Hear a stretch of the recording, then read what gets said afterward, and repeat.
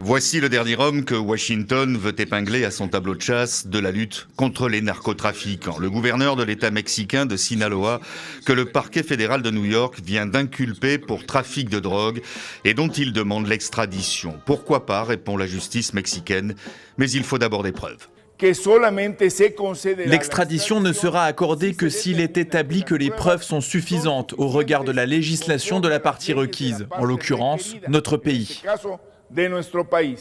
Rubén Rocha Moya est accusé par Washington avec 9 autres responsables mexicains d'être liés au puissant et redouté cartel de Sinaloa et de lui faciliter l'envoi massif de drogue aux États-Unis. Celui qui dirige depuis 5 ans cet État mexicain sous l'étiquette du parti de la gauche au pouvoir réfute en bloc toutes ces accusations sur les réseaux sociaux. Pour lui, c'est bien la gauche mexicaine qui est visée par l'administration de Donald Trump. Cette attaque ne me vise pas seulement personnellement.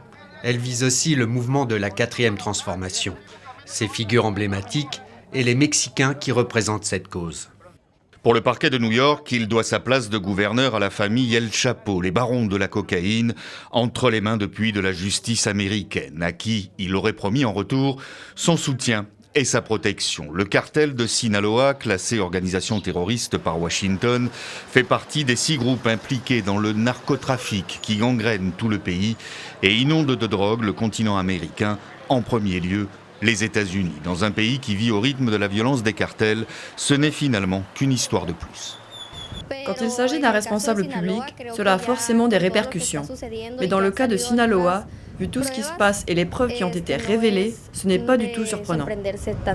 Le Mexique, menacé par les États-Unis de sanctions, voire même d'envoi de troupes américaines pour faire le ménage, multiplie les saisies et les arrestations. Il y a 2 jours, c'était un important baron de la drogue, surnommé le Jardinier, qui était interpellé.